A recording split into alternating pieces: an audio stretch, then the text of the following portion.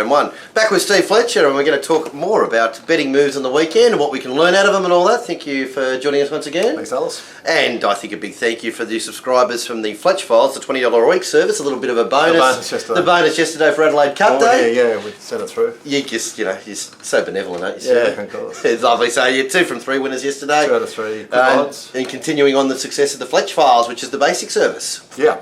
Lovely. Yep. So next one is Wednesday, so make sure you don't miss out on that. Wednesday, Friday, Saturdays, and when you're feeling generous. Wednesday, yeah. Lovely. All right, let's talk about some of the betting moves. So we'll start with the 2 main races in Melbourne. Newmarket, Chautauqua. Didn't really blow a lot, but was never really hard fancied. Not like it has been in the past. Yeah. Like sometimes they just keep backing it all the way in. I think it opened 280. Might have touched 260. Maybe shorter. It's shortened in. They could always get a little bit better. Obviously on the SPs, it's shortened in with counter attack, but it's pretty much held its price, blown a little bit. Were you feeling through the betting? I mean, it raced a little bit flat. Were you feeling the betting was signalling you that when you were watching it? Yeah. Yeah. Talk about those subtle changes. I mean, as we mentioned, it's not $2.80 out to $5, but with a horse like that. Are those subtleties telling more than a massive drift? I think the best way to... Probably Betfair is the best indication for a big race like that. There's a big volume. But from my perspective, I had a few smart people backing horses like, I think, the bottom few. Not so much the winner, but definitely not Counter Attack. It was the other one down the bottom. Japanese Me and the one right down the bottom. Its name escapes me. Yeah, good as gold. Yeah, that was a few days ago. Let's not try to remember it. No, that's right. Yeah, but there was a few other ones in the race that there was no real push from anyone smart for the favourite. Fair enough. So the opinions were divided. It was sort of trying to find an angle away from the favourite. I think so, in that regard. Take up that much market space. Yep. Okay, cool. And then, so hence not a massive go around it, but enough to sort of say, I think I said in the morning on the radio, just sit back and watch it, and that's what I did. I thought I'd just let this race go. I didn't really want to bet against Chautauqua, but I wasn't going to fall into the 260 and hence probably that price that sort of stabilises, drifts a little bit, but not many people wanting to be on, but not many people wanting to be against it as well. Exactly. So that's probably the lesson to learn from it. Yeah. The Australian Cup, Bow Creek, a blue jacket in a sort of semi-grand final, I suppose, or a grand final for him, I imagine. But again, not getting the chocolates, but still they don't mind steaming into some of those horses. It was heavily fancied. Well,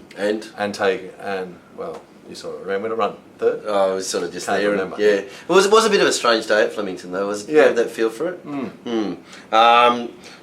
We saw Preferment get the decision. Preferment was fancy, but not by the smarter people. It was actually probably the biggest unders in the race from the.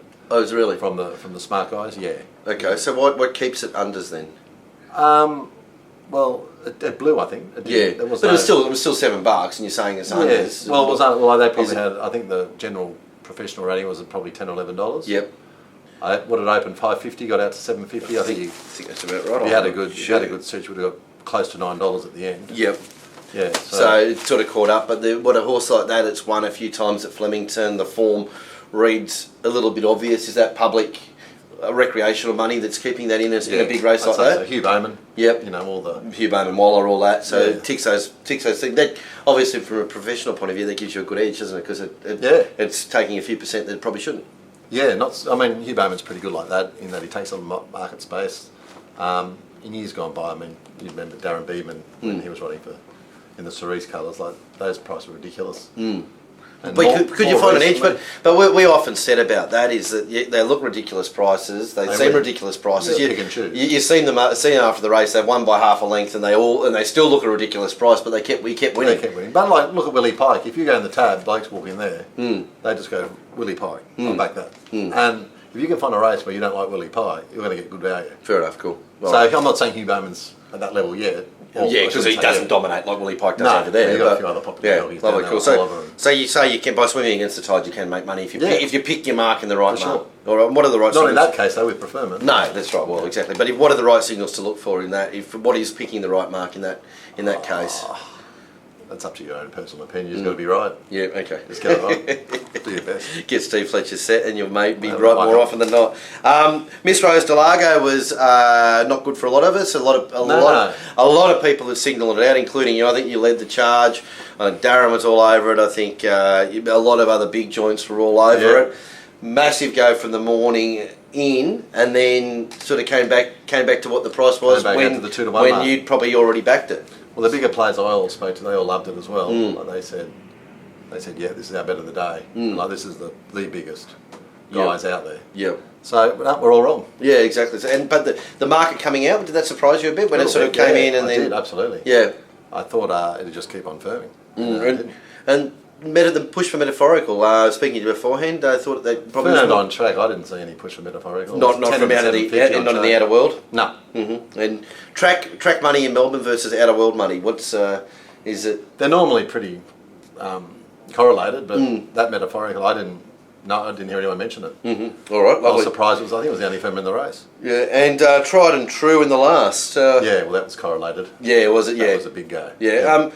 The old adage of that I think we all see it and it still exists. How much in existence is it from your point of view? The betting up in the last. Is it the same as what it used to be? Is it bigger than what it used to be? The old chase. Not for the on track, hard and tough punter, but for the well, I won't call them mugs, but for the clients of the corporates who are allowed to bet up, who are alled to have an account. Yes. That's one of their biggest holes of the week. That would have hurt them. That tried and true would have been a very nasty result. So a firm in the last, a horse firming the best back runner of the day almost in the last is going to hurt the corporates a lot more than half the card maybe. I'd say tried and true would have been a worse result than had Chautauqua won the Newmarket for the corporates. Really? Okay. I'll stand corrected, but I feel that would have been, the last race in Melbourne or Sydney on the Saturday.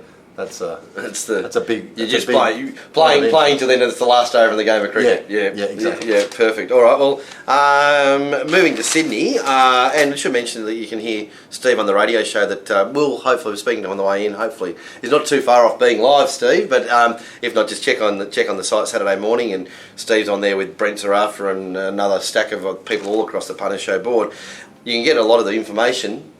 It's just the benevolent Mr. Fletcher for free. Not all of it. Not all of it. No, it's just a tease. Selected. Give the kid a lolly and they don't want to take it back. So.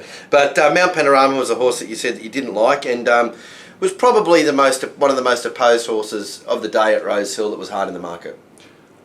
Yeah, that'd be on the back of probably the best back run of the day, being Suchet. Yep. At Rose Hill. So I think Mount Panorama was 340 out to maybe 440, and as you said before when we were talking off camera, Lloyd bet $5.50 his final price, Top Sport.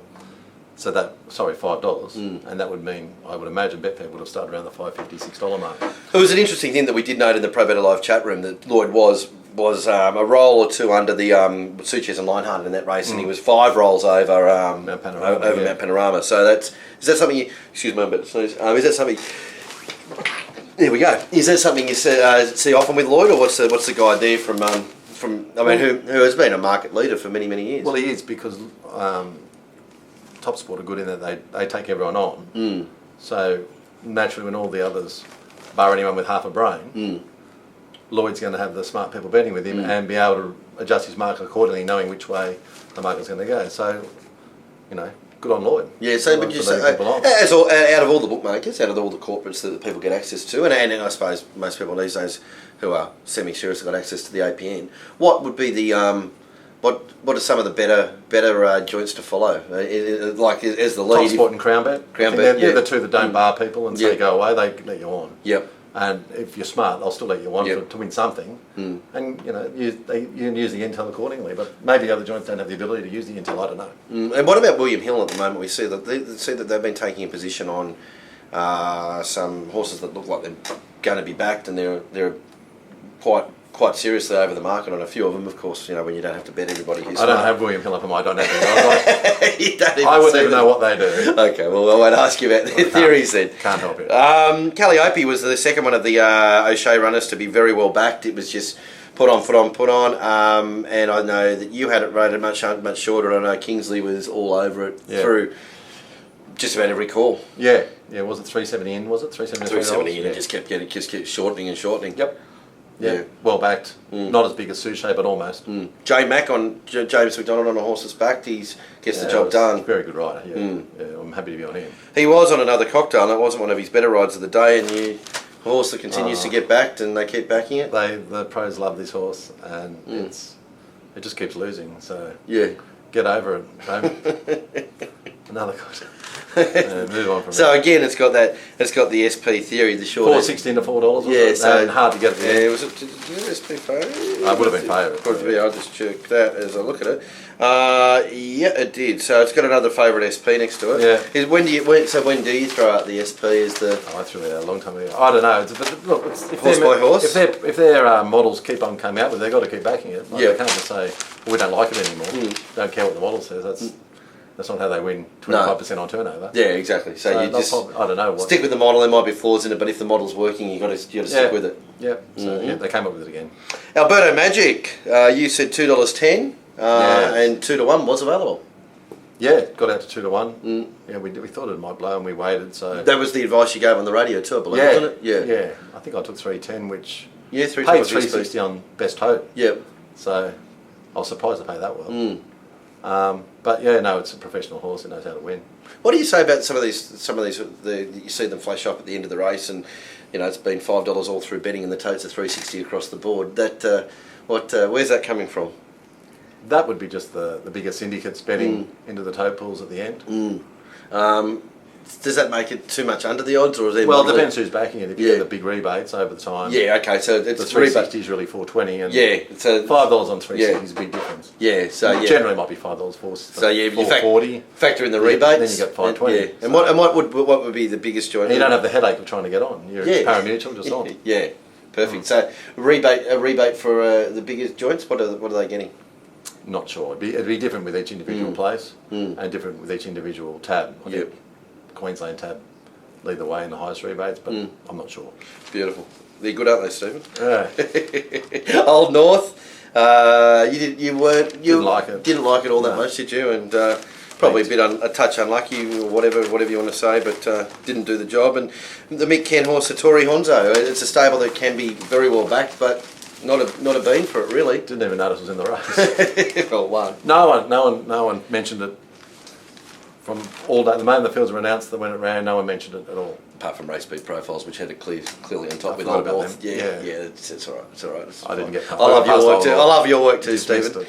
It's all right. And again, we were speaking about the big go in the last, take winning. Bit of big-ish go. Big-ish go, but I mean, I suppose they had to come for something. You had the Goulburn form with Lofty's menu coming through, which was, I think, open favourite, $4.60 out the gate to $8. That's not a surprise, is it? No, because it wasn't a great race really. That last, there wasn't that much interest for a last race in Sydney. Like I think previous week we talked about, there was a huge go for. Yeah, there was a huge go for something. I know we spoke about it. It wasn't the go. Anyway, but and generally the last race in Sydney there is a big go for something for people betting out, playing up their winnings or trying to get out. But I think they were just focused on tried and true's race rather than the last race in Sydney. Yeah, okay, fair enough. Beautiful. But there was money for take wing, it was. But Suchet and easily the best factor under the day in Sydney. All right, beautiful. All right, and the other one, the J Mac one we're talking about. Calliope. Thank you. Yeah. Beautiful. All right, just here to help. Golden Slipper Day, on Saturday, Stephen. Yeah, it was exciting. Good. Well, you actually did. I love your reminiscing because you're stuck in the same time era as I am. We threw up on the show or on the site the best. I suppose the best Golden Slipper winner, but it's sort of almost developed into the favourite Golden Slipper. Do you have a favourite Golden Slipper? Favourite Golden Slipper, Rory's Jester. Rory's, had to be in there. It was a moral to be in the 80s. Yeah, of course, Rory's. My favourite horse in the race would have been Captivan. Do you remember it? The Captivan, the grey filly, that was a good field. Baron, no, that was good. That was the same year. Best 85, best footy player, Cliff Lyons, maybe. Oh, no. Michael Sorodini. Of course. Fafita.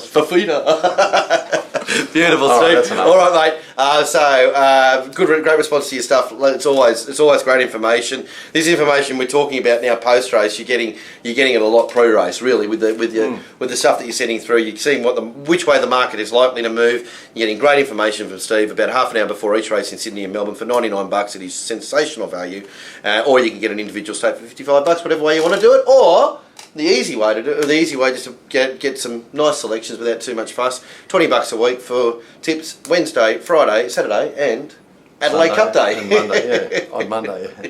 Beautiful, mate. Well, good luck Saturday. Thanks. Let's get into Slipper Day and make sure you jump on board with Fletcher stuff. You won't be sorry. Thanks.